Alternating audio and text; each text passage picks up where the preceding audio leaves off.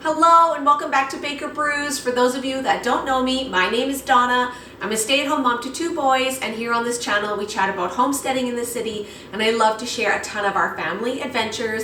Today is a cold, snowy, winter wonderland day in Edmonton. It is a perfect day to make a warm pot of chili. So, I mean, it's crazy. It snowed all night. I shoveled the walks with the kids, and it looks like I did nothing. Here, I'll show you.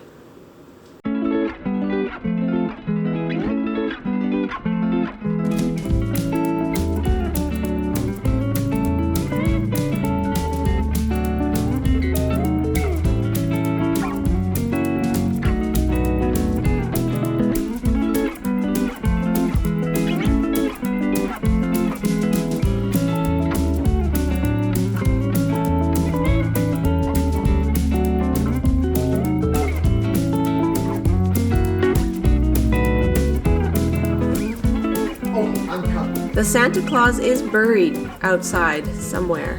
It is totally buried. He's gone. Today's video is a collaboration with the Cooking Chronicles with Ingrid. Don't forget to check her channel out, and there's going to be a whole playlist full of all the other chili recipes, which I am stoked to check out. I love seeing variations on chili. It is such a staple in our house. It is easy to make. It can be made kid-friendly. It can be made spicy. It can be made sweet. There's just so many cool variations that I have seen. I'm going to be showing you a very simple, very kid-friendly recipe, low on the spice front and very simple ingredients. I just want it to be a very basic recipe so that if you're just getting started with making things, you know, in your slow cooker, pressure cooker, or even just like a large batch meal, that this is something that is just very easy for you to step into and try for yourself.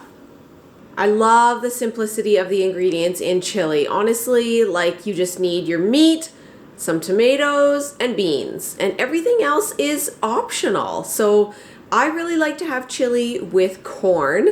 Today I'm going to add a red pepper simply because I bought a whole case of them, but sometimes I add, you know, chopped in fresh tomatoes, or you can add other herbs and spices, and like I said, different kinds of beans. I love the 6-bean blend just because it's a variety of beans, and then I just get that nice variety taste of beans between the chickpeas and the black-eyed peas and stuff. Just more health benefits with a variety of different beans. But I grew up with the classic dark red kidney beans, and that was the only bean that would be in the chili that I grew up with. I have no problem with this. Sometimes I'll even add the kidney beans and the 6-bean blend. I've added, you know, half a can here and there of black beans as well. I really love the taste of black beans in a chili. And then, like, spice-wise, I am not making my chili spicy at all. I got kids, and this is kind of my go-to meal whenever I am serving friends, because then I can just have the chili ready to go.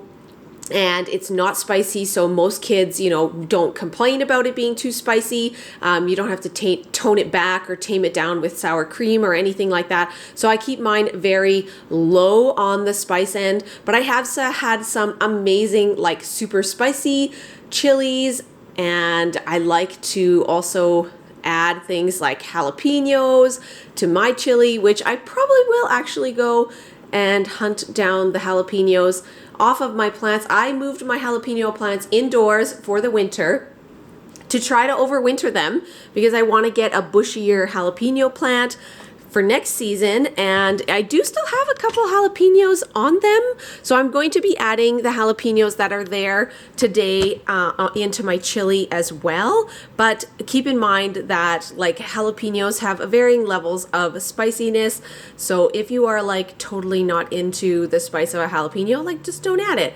But I like jalapenos, and so does my hubby, and so I'm hoping these ones are not spicy. The last couple I had were not spicy, so I think we'll be okay with that for today. So let's get into putting it all together. So this meat has been pre-cooked with onions and garlic, and then spice-wise, what I add to it is a taco seasoning mix, and then I will add a little bit extra chili powder, and that is it. That's all the ingredients. I will show you the taco seasoning mix that I use. It is really easy. I like to have it on hand so that way then I can, you know, like I said, put it on tacos. So this was taco meat, and then it's extra taco meat. So I froze it and it's ready to add to anything like pasta sauces, chilies. So I want to show you this taco seasoning mix that I got from a book called The Wheat Belly. I literally kept an old, I think this is a protein powder container, and I wrote the ingredients on the side to keep it really easy for me, so that way then when I start to run out of this awesome taco seasoning mix, I know exactly what's in it, and then I can control the amount of taco seasoning that I put in my recipes, whether I want it spicier or not. And so today I'm just going to be refilling this guy and going through the ingredients. I like to use this in my chili as well as on tacos. It is just very versatile. It's got everything. So I just like having a mixture that's already ready to go. So it uses 3 tablespoons of chili powder, 1.5 tablespoons of onion powder, 2 teaspoons of paprika, 2 teaspoons of garlic powder, 1.5 teaspoons of ground red pepper, and 1.5 teaspoons of ground cumin. And finally, 1 teaspoon of dried oregano. If you want to, honestly, I'm probably going to double this recipe in the container just so that it's ready to go. When I buy like a taco kit, if it has like the powder seasoning, I'll even throw it in here so that I can just add it to the mixture as well. But it's just a very versatile seasoning mix to have on hand. And there you have it, a lovely taco seasoning ready to go. Frozen corn, I like to add probably a good cup of corn. We like corn.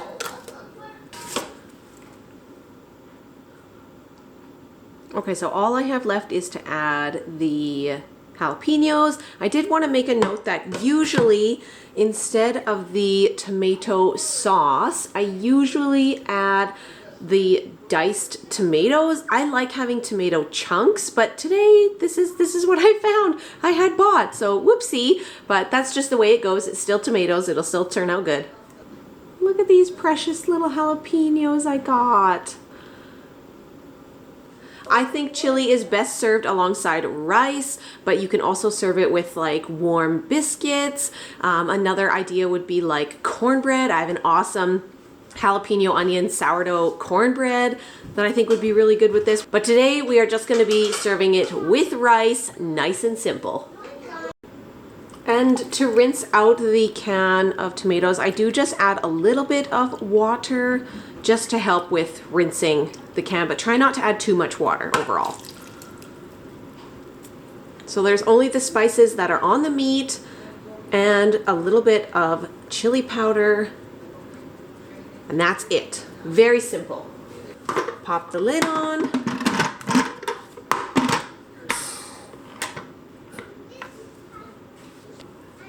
I'm in a bit of a rush, so I'm going to set it to the soup or stew function on medium, so that's 30 minutes, just because I want to have some for lunch here right away. But if I was prepping this for supper time, I would probably put it on the slow cook for a few hours and just leave it so that it was ready. I'm starting this here in the middle of the afternoon. It's like 11:30 right now, so hence why I need to get it going in time for lunch.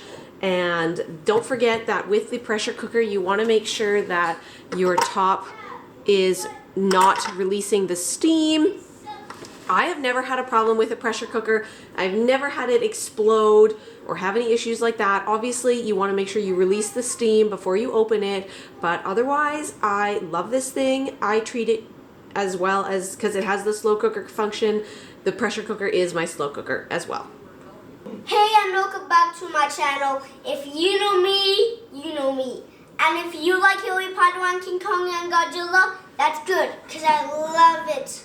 Tell them, what are you making today? I am making rice. You see, I have my own cookbook, and it says the right things. So, today, we're going to follow the instructions to make rice. Yeah. Okay, so here's your rice. Okay. Now, You want to read out what ingredients you need? So we all know? tools: rice cooker, measuring cup. Ingredients: rice water, 2 to 1 ratio oil. Okay, so the oil is to help it so that it doesn't stick in the pot, right? Rice is really crunchy. You want to cook it first. Can I dump? Yep, we can work together here. And we're gonna go 1.5 cups of rice. There we go. Pour that in for me. You don't eat anymore, please. Right, so 1 cup of rice. 2 cups of water. And 2 cups of water. Very good. Oil. 1 cup. 1 cup of oil? Yeah. I don't think so. Do you 1 remember? measuring cup. Nope. A splash. A splash. A splash of oil. You only need a little bit, and it's just to help the rice, to prevent it from sticking to the rice cooker. Then we stir it. Give it a little stir, okay? Why did not I write? Okay, you can give it a little stir. My recipe book didn't say to stir. You didn't. Because you don't even need to. Why? And then this is the little slot for the spoon. Whoa. So it goes like this. Dude, that's awesome. Cool. Now what do we need? a lid. A lid. Okay. And what's next? Plug it in, right? Yes. Okay. Let's plug it in over here by the pressure And then cooker. I flip the thing. And then you're done with your recipe book. Yep. So you tell them what do we gotta do? Now we have to put this to wet. Making rice is as easy as that. Oh yeah? Oh, somebody's hungry. Try to break this. My smoothie. Why, thank Oh, a you. smoothie. Look at that. It's not open. You have to see because it's covering the slooping thing.